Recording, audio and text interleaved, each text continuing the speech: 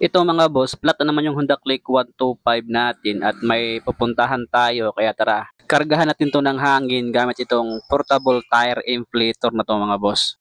Ang kagandahan nito mga boss is digital display na siya at matagal maluba to mga boss. Kaya nitong hanginan ng apat na gulong ng sasakyan mga boss. Set natin to sa PSI tapos 35 lang yung kakarga nating hangin dito mga boss.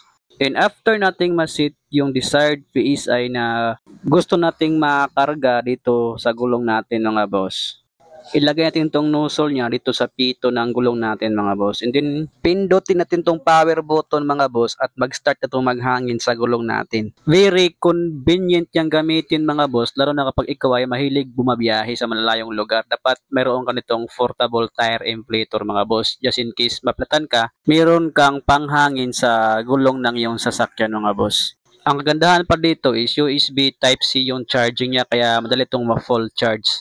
At dito nga, tapos na siyang magkarga ng hangin mga boss. Auto stop din yan kapag na-reach na yung PSI na sinit mo mga boss. At kung naman nakukulangan mga boss sa kinarga mo na hangin ay pwede mo yung dagdagan. Itong plus sign lang yung pindutin mo mga boss tapos itong power button. Tapos magkakarga na naman yan ulit mga boss. At ang isa pa sa nagustuhan ko dito mga boss is meron siyang flashlight at meron siyang charging port. So pwede ka mag-charge ng cellphone dito. So bali dual purpose to.